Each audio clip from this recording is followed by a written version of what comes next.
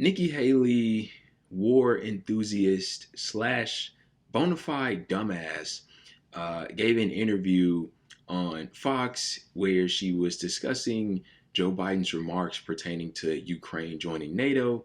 I want you to take a look at what she had to say. It is quite outlandish.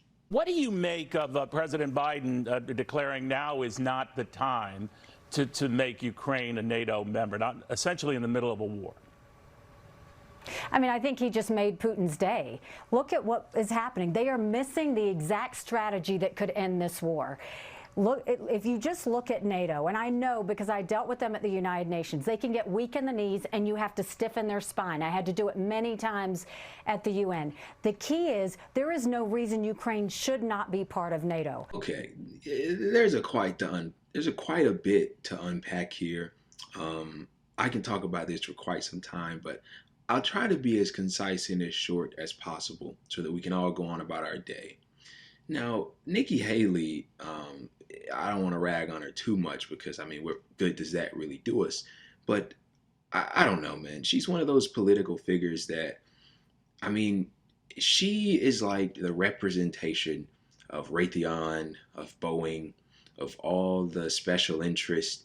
You know, there's a lot negative as it pertains to our institutions and our government. And she is like the culmination of all of it.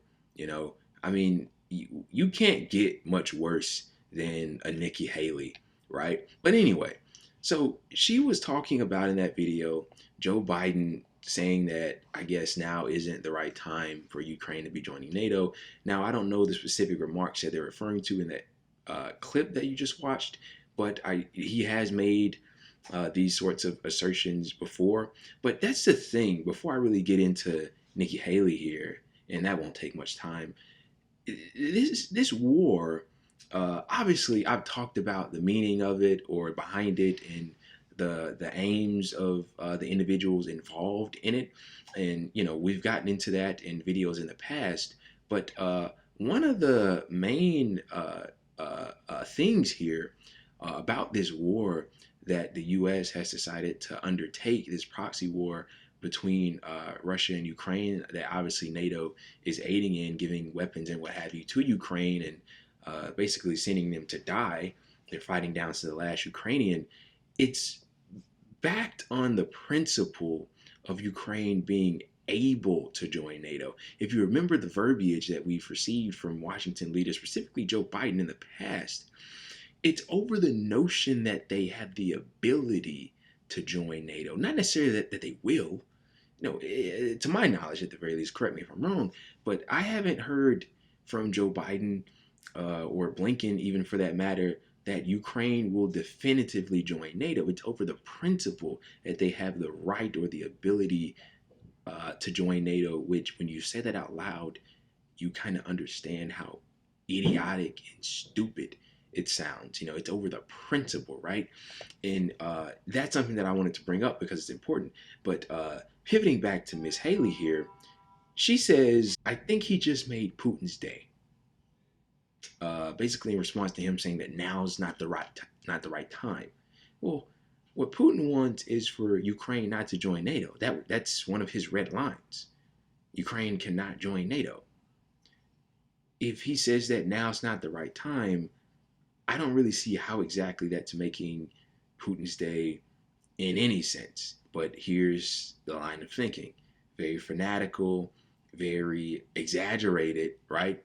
Trying to strike whatever emotion she can in the hearts of people that actually care about this nonsense in any way that she does, right? And she goes on to say that they're missing the strategy that would end this war. Well, I think that the strategy that would end this war is the one that would, as she just said, make Putin's day, which is to guarantee his country's security, which would be to say, Ukraine will never join NATO. Ukraine won't join NATO. Put it in writing, give the man his guarantees, and he'll go on about his day.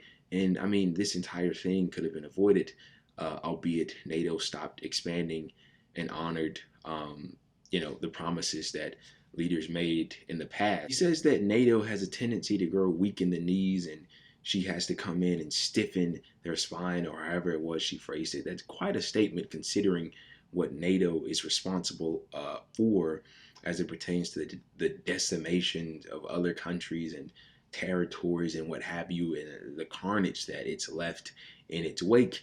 And I think probably the most damning thing that she said, and therefore the most dangerous, is that there is no reason Ukraine shouldn't be part of NATO. Just digest that for a minute. There is absolutely no reason. No reason. No, it won't cost the lives of millions of people if Ukraine were to join NATO, because that's quite literally signing on the dotted line that we would like to engage in World War III, in a hot war with Russia that's a heavily nuclear armed country. Yeah, that's an extremely bright idea by Nikki Haley. There's no reason why Ukraine shouldn't be part of NATO. She's one of these politicians that believes, and it's most of them, if not all of them, that the United States can do whatever it wants because it's the United States of America. Well, look, man, the United States position in the world, the U.S. empire, is changing, and it's changing very rapidly. We see it, um, you know, in a political sense, symbolically in some ways, but we also see it economically. China is a rising superpower. The U.S.'s dollar hegemony is falling. Countries are banding together. We see the BRICS. We see them trying to come up with new monetary ways to move forward to avoid the U.S. dollar, because we've seen how the U.S. can weaponize the dollar in the international banking system. So the U.S.'s position in the world is in fact changing, but these old, worn out, tired ideologies are not. And this is extremely dangerous going forward because, what's often birthed from these types of ideas and thinking is indeed hot war. And that is terrible for quite literally every single one of us. But once again, as I said, this is bona fide dumbass Nikki Haley.